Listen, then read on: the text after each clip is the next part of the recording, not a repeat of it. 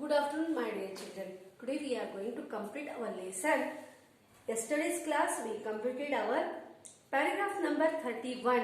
Today we are going to start from paragraph number 32, means page number 47, and we are going to finish paragraph number 46. Baron Husberg, cried Hughie. Good heavens, I gave him a solution.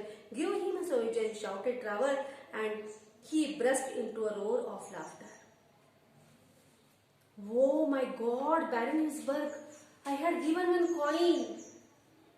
I thought that he is real beggar. Now, who started to scare?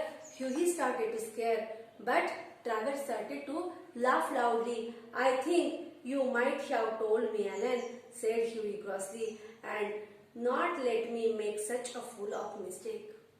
He shouted on his friend. He said, my dear Alan, why you not said that he was not beggar, he is richest man in the Europe. Such nonsense things I should not do, no? If you are going to tell, well, to begin with Hughie, said Trevor, I do not think that you went around giving away your money in that way. And really, when you come in, I didn't know of Husberg would like his name mentioned. What a duffet he must think me, said Hughie. What he will think about me? He is one of the richest man in Europe. I thought he is a real beggar, so I given money. Now what he will thought, who started to think now? Hughie started to think. Not at all, he was very happy after you left. He kept laughing to himself and rubbing his old hands together. I couldn't understand why he was interested in you at the time, but I see in all now. He will invest your solution for you, Hughie, and pay you the interest every 6 months. He will also have a good story to tell his friends after dinner. Hughie walked home, feeling very happily and leaving Trevor laughing loudly. At the time when Hughie was worrying what he will thought at that time, Alan said, you don't worry. The coin which you hand over to him, he will invest that money he will kept with him, and after every 6 months he will give you interest of that money. Hughie felt somewhat relaxed. One less burden reduced from his mind. He went back to the home. Trevor also started to laugh. There only he sat some time. Again, Alan Trevor also went back to his home. The messenger.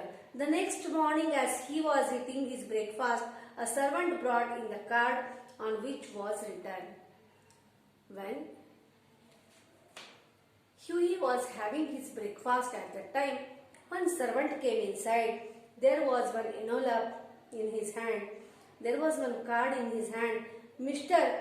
Godstave Nudin, messenger of Baron Husberg.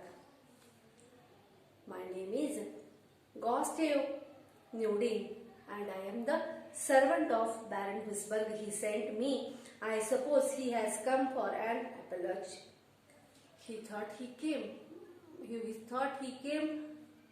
to tell something, and Hughie told himself, and he told the servant to show the visitor in. An old gentleman with gold spectacles and grey hair came into the room and said with a French accent, do I have the honor of speaking to Mr. Nesque? Hughie bowed. He said, I want to talk with Hughie Renske. I have come from Baron Husberg. He continued. The Baron? Who was Baron Husberg? He was the richest man in Russia. He sent me to meet you. I am his servant. I ask, sir, that you will offer him my sincerest apologies, cried Hughie. Yeah, I am very sorry what I done. Apologize you ask from me. I had committed one mistake. I had given one coin to him. I thought he was real beggar. The Baron, said the gentleman with a smile, has asked me to bring you this letter, and he held out a sealed envelope. He said, My master, my owner, the richest person in Europe, he had given this envelope to hand over to you. Please take this one.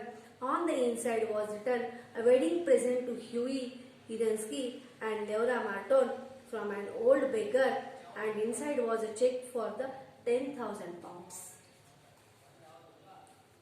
What was written on that envelope? What was there in that card? One small gift from an old beggar.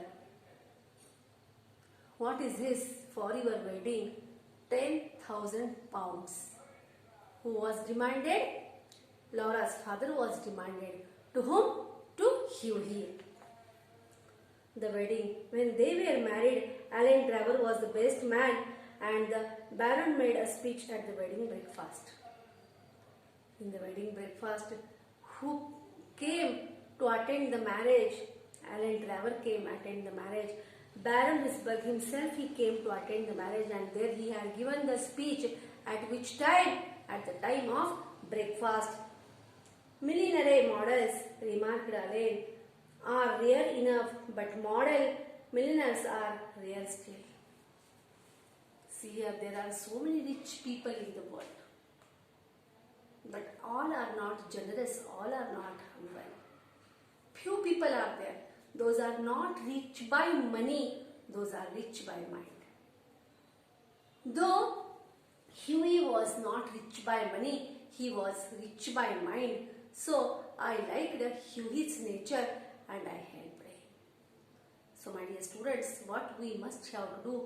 We must have to become generous at first. Money is not permanent. Always keep in mind. And if you are generous, surely people will like you.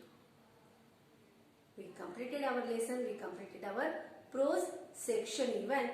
Still one poem and one supplement reading I have to teach you. I will meet you in the next class. Till then, take care.